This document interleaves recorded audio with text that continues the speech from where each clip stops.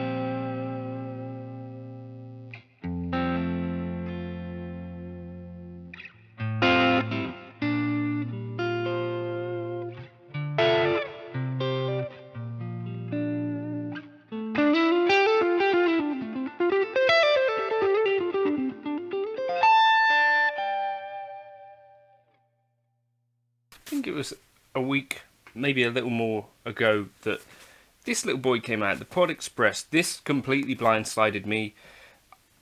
I guess a lot of things have changed in Yamaha and Line 6, and it means that I don't have a contact in the UK anymore. I've sorted this now. But so there's been a couple of releases that have been a bit of a surprise to me, because normally, or recently, I've been able to be part of the launch and stuff, but that was not the case with this one. And my first thought when it came out was, that's interesting, and it seemed to me that it was the sort of thing that might be thought of as somewhat similar to the Boss IR2, but subtly different. And of course it's the successor really to the Pocket Pod in some ways as well. So this is now, I think, the cheapest way into the Pod, well, into the Helix family even, really, because it is kind of Helix adjacent, right? Who's Jason? I don't know. So, a bit bigger than a normal pedal.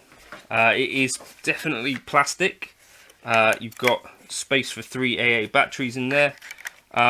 Sort of reminiscent of the HX1 as well in other ways. There's been 2 products that have come out from Line 6 recently that have been kind of surprising, a little bit of a departure from what I've come to expect from Line 6, and maybe I'm not the predominant kind of target market for these things, because obviously I'm all in modelling and very used to menus and all that sort of stuff that puts quite a large percentage of the guitar playing public off of this sort of thing. Firstly, it feels definitely more like it's made of plastic than the Boss IR2, which is metal. But I'm going to do another video sort of shooting these out amongst one another. What we do have here, it feels to me like this is kind of like a Catalyst repurposed in a way. Let's see. it kind of, to me, another kind of similarity with the Boss IR2 is like, I dare you to give it a go as a backup, as a thing to carry around. It works as an audio interface as well. So if you're someone who uses plugins and stuff like that, maybe this could be a candidate for doing that sort of thing. So I'm going to have a play around with it. We'll see what the presets sound like. I'll see if I can dial in a tone that I'm happy with. And yeah, hopefully we will, because I'm very familiar with the Line 6 stuff. So we'll see. I think this will be a bit of a whistle stop kind of vibe, just to get some sense of what it's like. I've got the cheat sheet here. This is my first time turning it on. We've got a tap tempo and tuner here. Crucially, you know, this is not the sort of thing that some of the other pedals have. And I mean,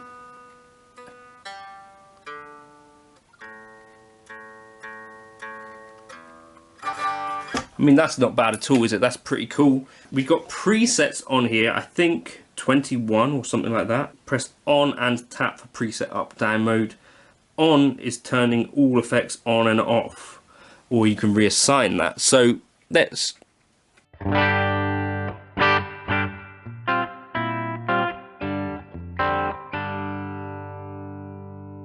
So that's our clean, and I guess you can bypass, turn it all the way down.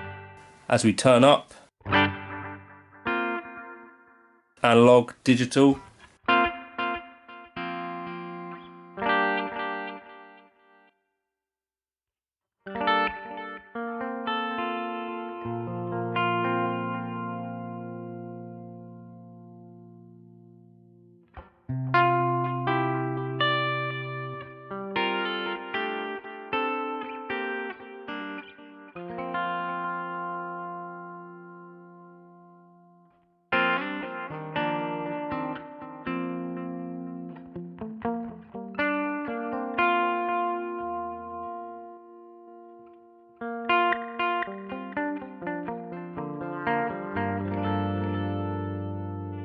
So, bunch of choices for that. Spring reverb.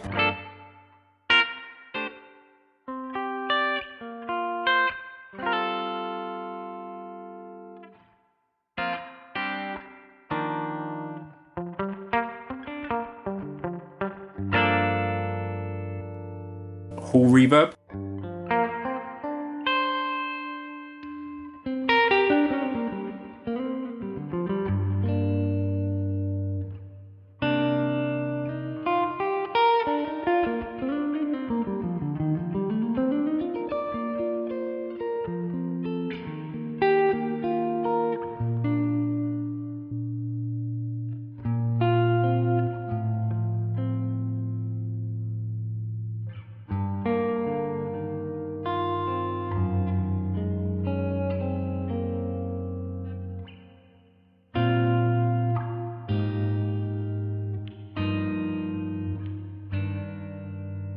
Oh, and we've got one other here, space.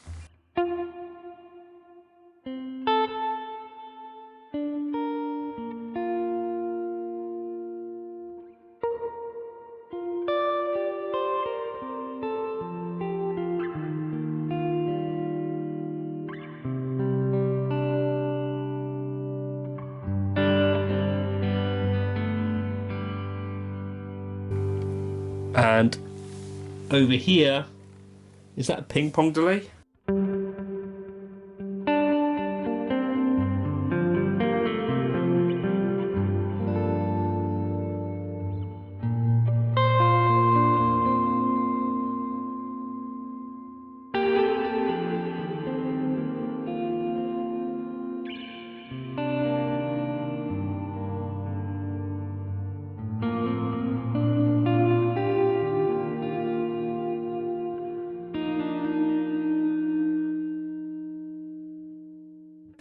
We've got a chorus.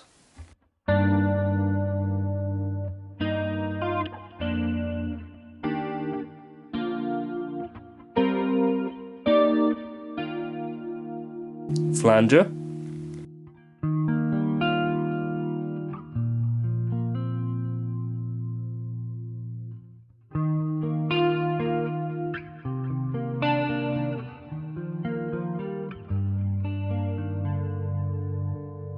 phaser.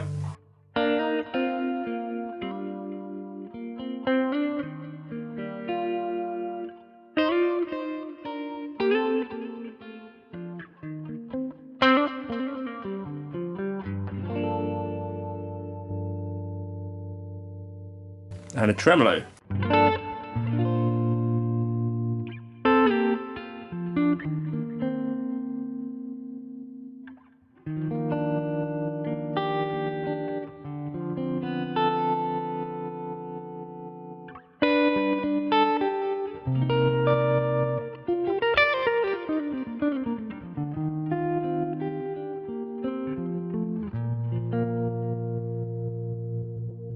Cool, right, and then we've got some boosts here. So boost,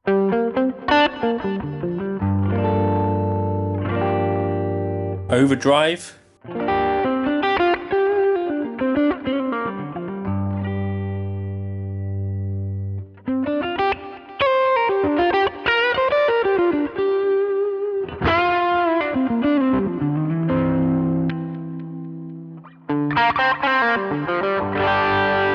distort,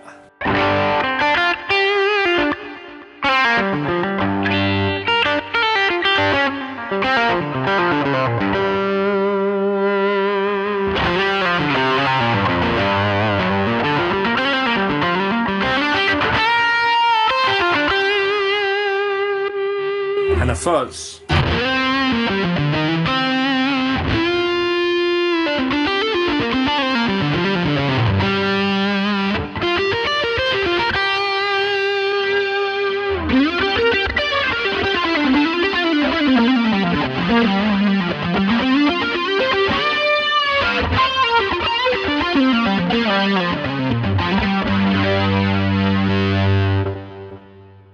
Right, let's just go through the amps just quickly as well. We could also, I think this is impressed me a lot more than I was expecting, because what I'm feeling there is like, well, that's ready to go. I'm not having to do any of the menu stuff, and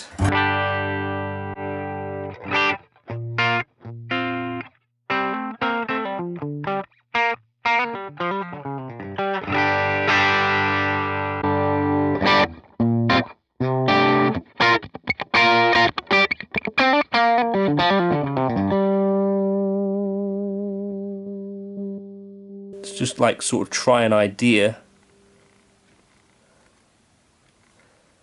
So say we wanted something, I don't know, like vaguely edgy.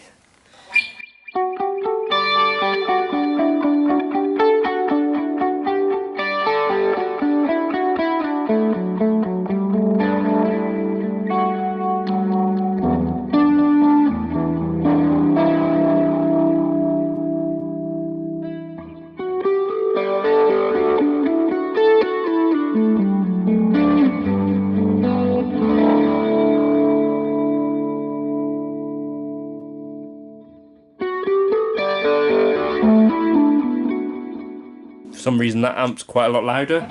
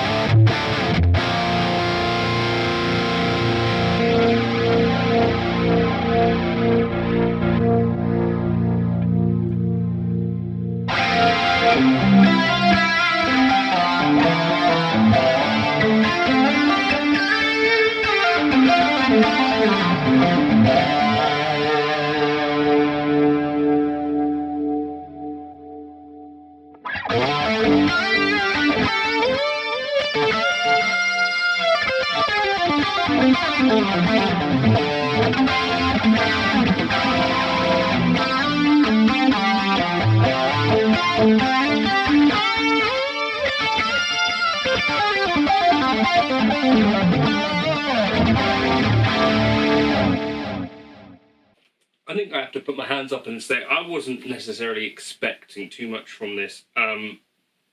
They also did send me this, so I don't know if you can actually get them in the UK at the moment. But thanks to Mike for hooking me up with this one.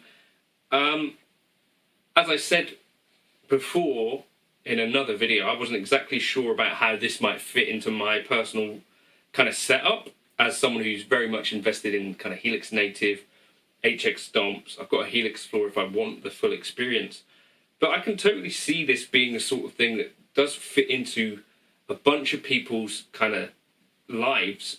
And what I think is quite clever about it is that they've managed to pack an awful lot of kind of functionality in a way that doesn't really feel like you're kind of navigating a modeler particularly. And again, much like the Boss Eye 2, kind of that was the master stroke with that, where it's kind of not words like an idiot could use it or idiot proof, because I think that's a bit kind of rude, frankly, because people that don't get on with modeling because of the menu heavy aspect of it, I think that's totally reasonable. But the thing is that it's sounding pretty good out of the box, and not all of the modeling experiences that you have are like that. Particularly when you have to go in and build your own presets or deal with factory presets. Whereas what you're getting here seems to be, I think, one of the better reflections of how these Helix amp models could sound if set up correctly. I don't know. To me, it sounds like a good kind of chunk of sounds coming out of this. I'm going to explore this in more detail, but I just wanted to do like a first impressions thing with it, as from the position of someone who's not being paid to demo it, but who has been sent the thing for free, so it's not that different. But someone I was skeptical, as much as I'm a fan of loads of what Line 6 do. The fact that you can plug in another pedal and get 2 extra foot switches or the expression pedal thing going on, I can totally see this being an ideal backup or part of, I don't know, like an ideal kind of first modeler for some people. I don't think, for me personally, something like the Fender ToneMaster Pro kind of, I think, misses the point, which is that there's a bunch of people out there who really don't want to necessarily get into modeling, especially. It's like they're kind of being forced into it by time or because they feel like they need to. I think spending £1,500 on this sort of thing is probably not a great idea. Spending something like 200 or whatever this costs might be a better way in. You don't have to worry about a menu. It might do everything you need it to do. It might show you you're not going to get on with modeling full stop. But this could, I think, be an ideal thing for a bunch of people. So let me know if you're interested in the Pod Express. I'm going to have to do some more kind of playing around with it. But my first impressions are actually the tones in there are surprisingly fun to play. And that's even coming from someone who is totally into the Helix stuff. I wasn't expecting to come away from this going, oh, those are actually really good tones. Okay, I've just read the manual. There's a looper in this thing. I'm fully sold. Turn looper on. Tune. So I've got a tuner. And I've got a looper. Like, let's just see what we can do here. I'm going to turn off the distortion for my bass loop.